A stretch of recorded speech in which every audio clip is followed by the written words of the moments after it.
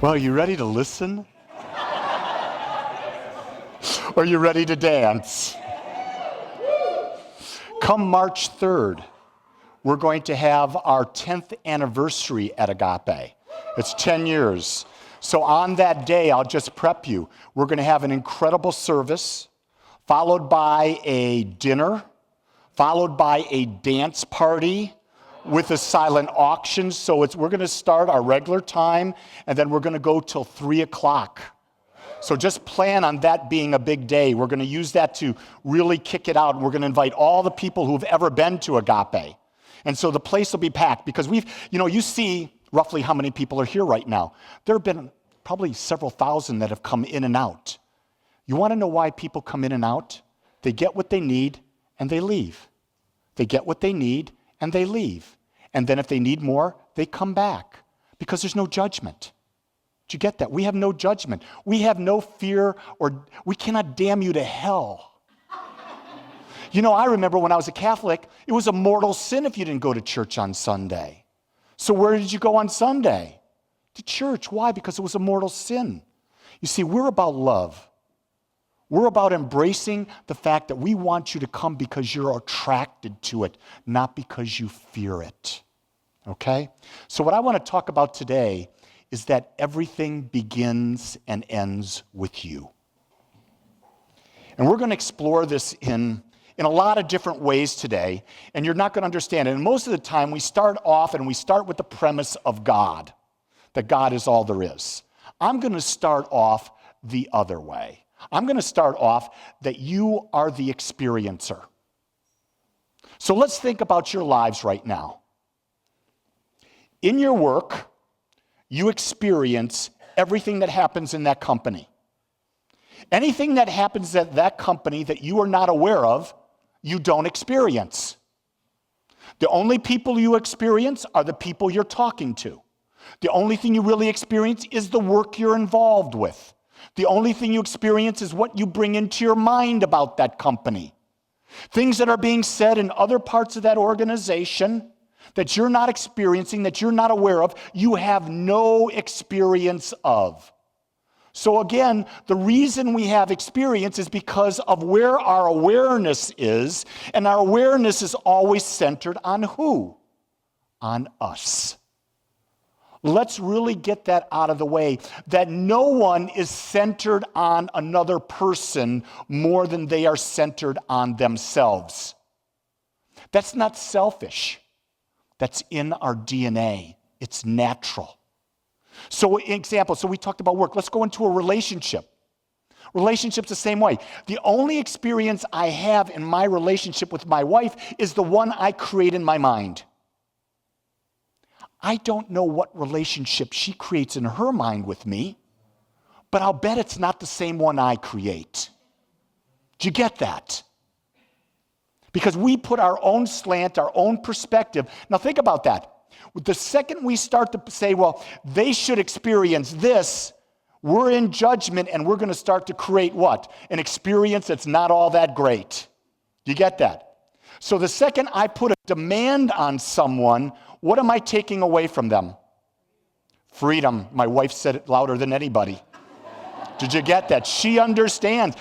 She's married to the minister. It's got to sink in because I never stop talking about this stuff. The number one thing we value most in the world is our individual freedom to be ourselves.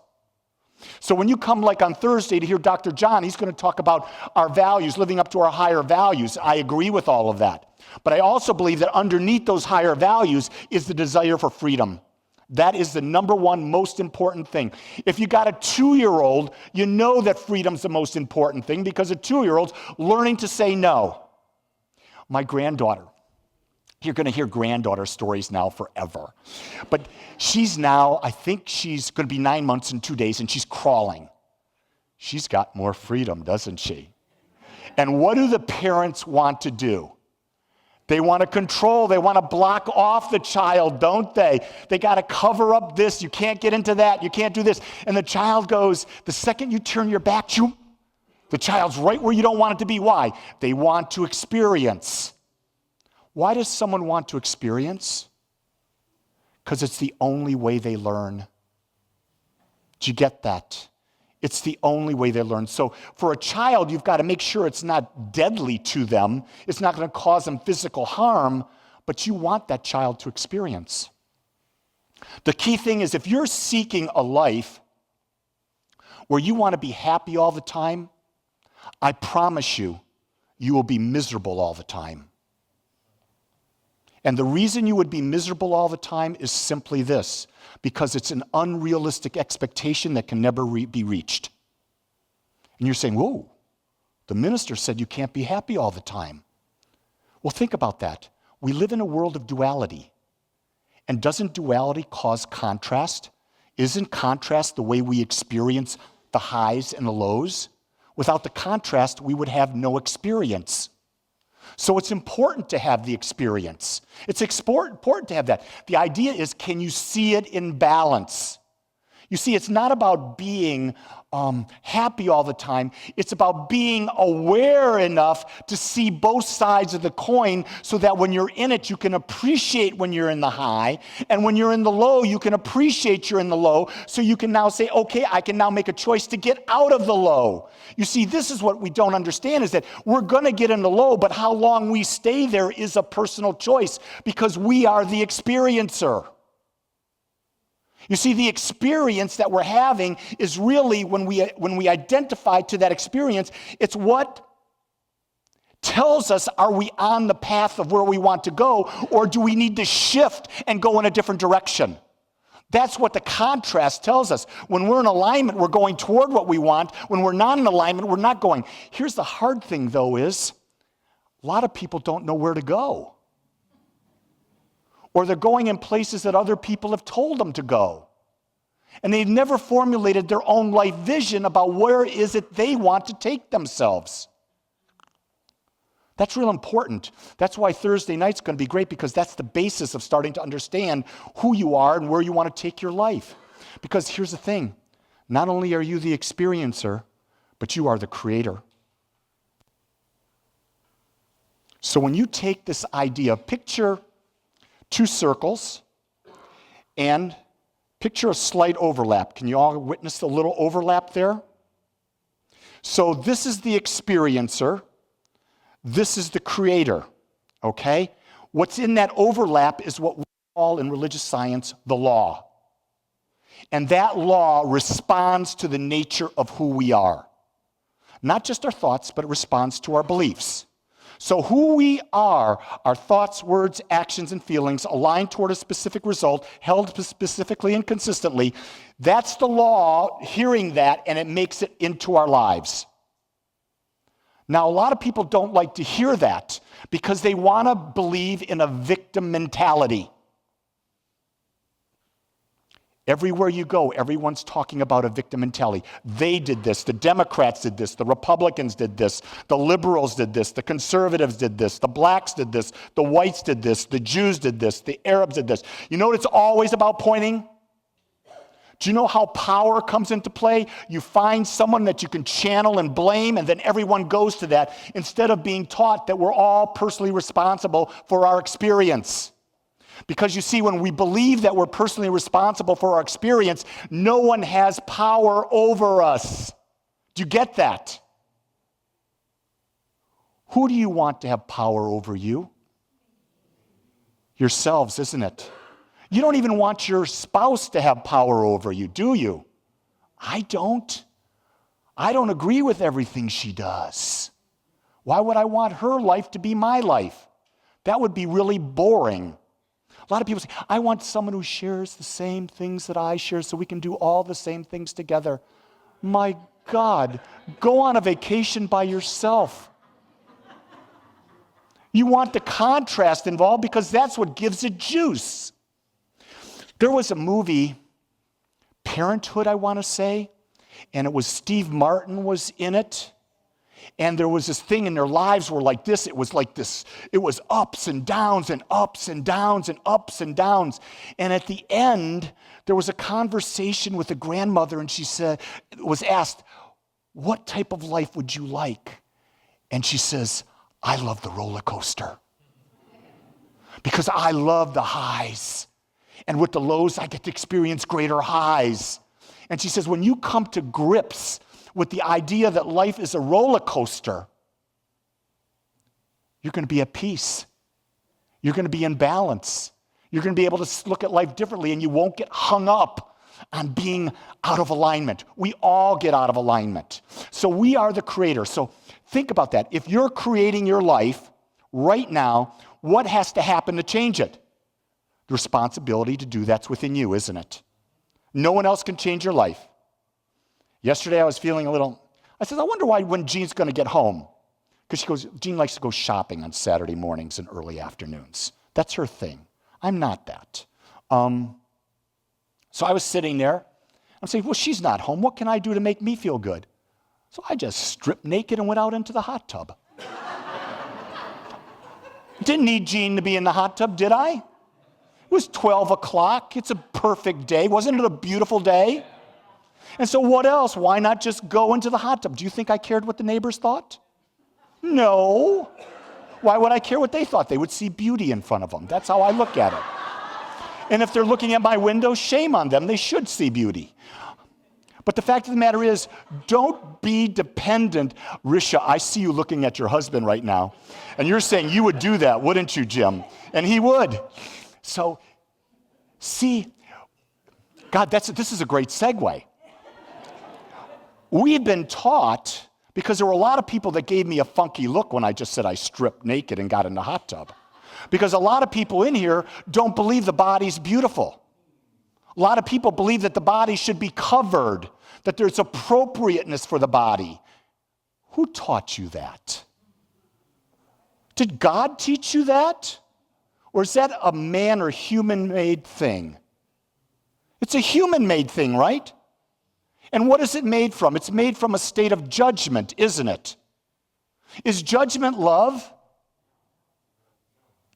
Let's just take our clothes off right here and get naked.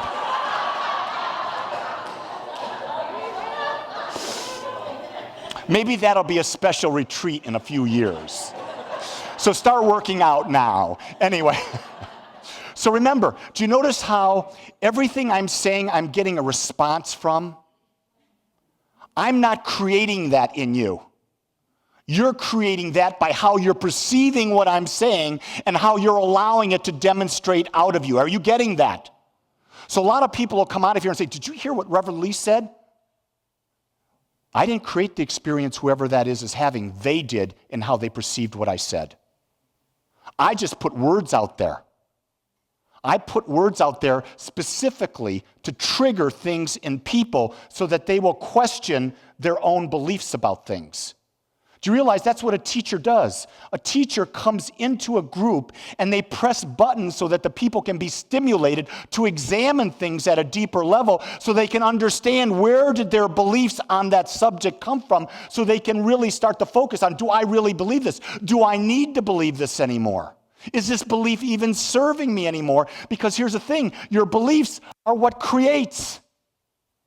So if you had a negative belief about the naked body, chances are you've got not a very good belief about sex. If you've got not a very good belief about sex, chances are it's going to be a struggle in relationships because it's a very elemental part of being in a relationship. You see, there's consequences to all the beliefs, and you've got to think them through. Does that make sense? I'm using that one because it's really easy in our society to understand it. We can use 1,000 different examples about that. We'll use the body again. Go to the gym right now. Oh my God, the gyms are packed. They're absolutely packed. And I was there yesterday. Yesterday was cardio day for me. And so I'm there, and there was this guy that hasn't been in there like a year. And he's one of these guys that has got, cannons for arms, right? Just cannons. And he'll have on the wife beater shirt, with the arms all exposed. And he's in front of the mirror and he's just going, cannons out. And all he sees is his arms. But he doesn't see the belly that's out to here.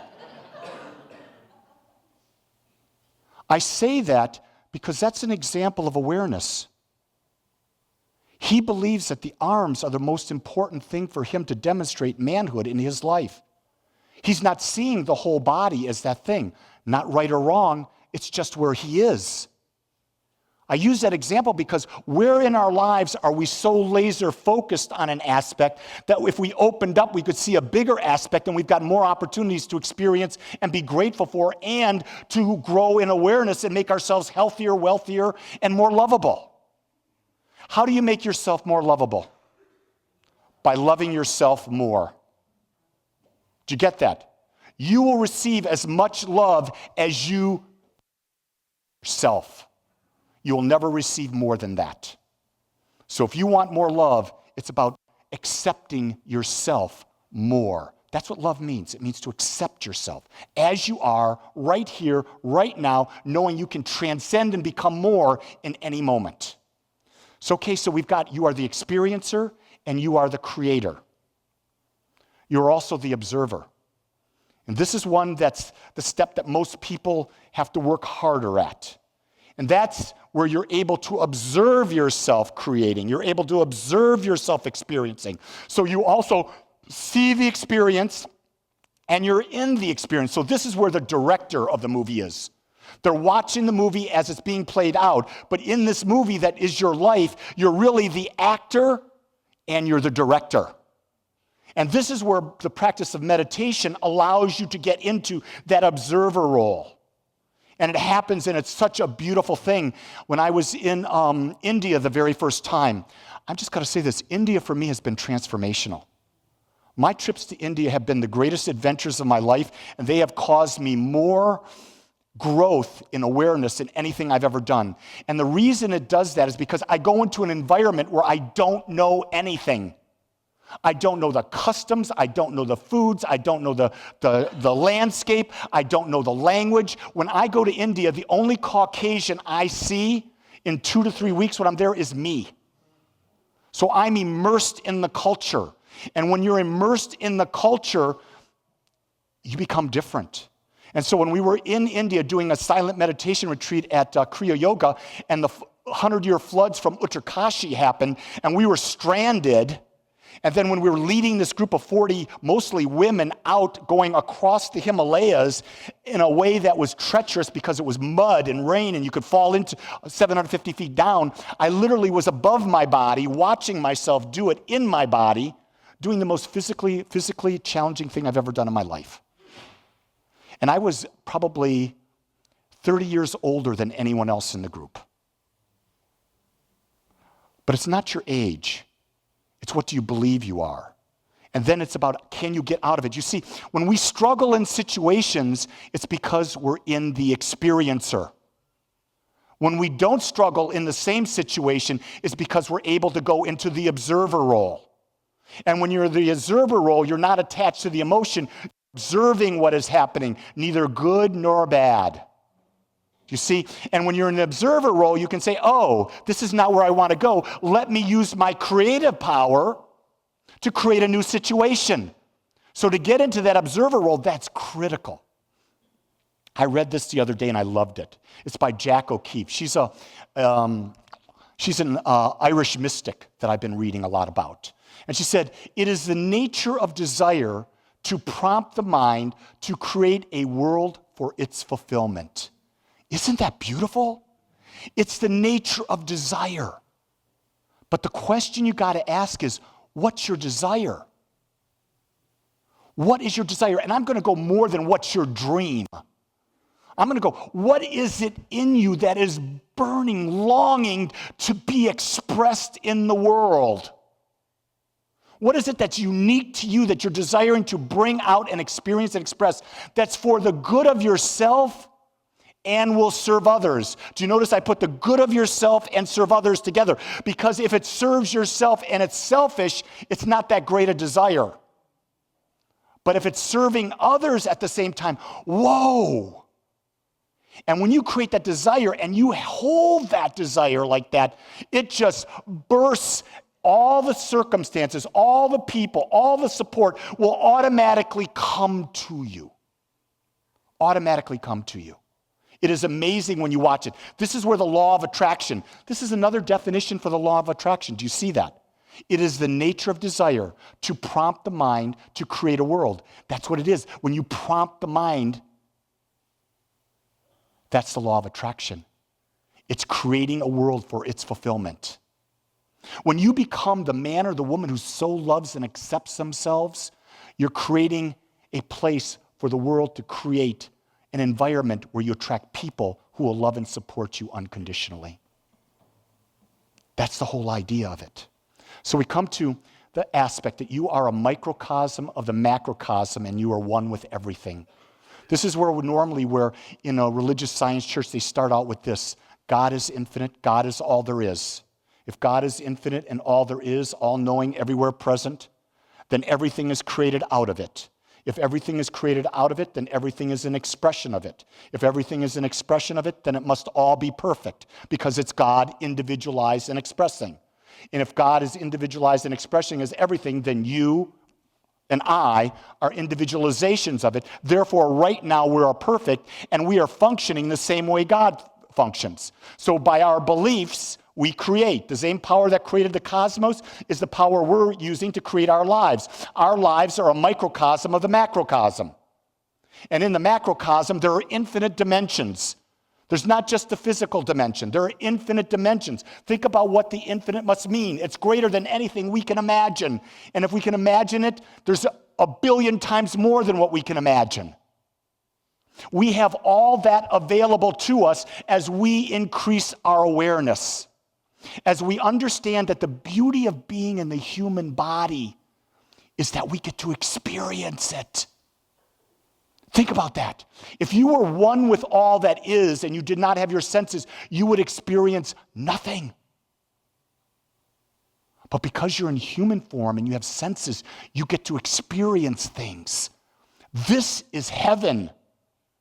However, we use our minds to create hell.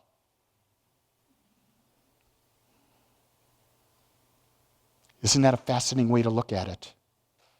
We use our own minds to create our own hell right here, and we don't have to. When we start heading toward that door to hell, we can turn around and walk back toward the other direction. The question you got to ask is, am I aware enough to do that? Do I believe that the power exists in me? Do I believe that I'm one with it? And this is what I get, is that the deeper my meditation practice goes, and I experience, remember I talked to you about the experiencer and the creator in that spot there?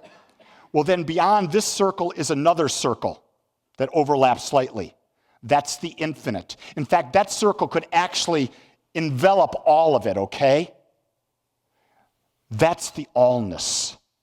And you only experience the allness in meditation. And when you experience it, you don't know you're experiencing it.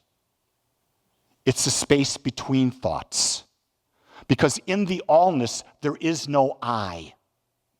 Without an I, there is no experience. But if you've been in that deep state of meditation, it recharges you, regenerates you at a level that is beyond anything that can be imagined. You'll come out of it and you will feel a sense of love because it's perfect acceptance. Can you imagine being perfectly accepted? That's where you came from. That's where you're going back to. But where you are now is a place to experience this life. The question I ask is, what is it that's in your heart? What desire do you have right now that's desiring to come out and be experienced? And then every day, take one step toward that. And the next day, take one step toward that. And before long, you'll be on a journey that others will look at and say, can I be on that journey like you? You notice I said like you, not with you, because it's an individual journey. You can have people around you, but your journey is an individual one because you're unique and you're perfect. That's why when you're in partnership, you embrace your individuality, you embrace your partner's individuality, and you go side by side some of the time. But a lot of the time you're going on your own, and they're going on their own, and you come back and touch and support. You go out, you come back, you touch and you support. That's a freedom that a loving relationship gives you. The question I ask, are you worthy to live your dream? Are you worthy to have that relationship in your life? If you are, start building a mental image of it. Start making it a bigger part of your life, and every day take a step toward that. And realize you don't have to become anything. You just need to become aware of what you already are. I want to thank you for joining us today. I'm so grateful that you took your time to watch or listen to this message. If you found this message beneficial, I would ask that you go to our website, agapecsl.com. Once there, click on the donate button and experience the joy of conscious and purposeful giving. Or if you would like, text your gift by simply dialing 972-532-6976. It is through your gifts that we are able to bring this message to you in the world. I would ask that if you like this message, to please subscribe to my YouTube channel under my name, Lee Wolak. Again, I want to thank you for joining me in the Agape community as we learn how to better self-love through conscious living.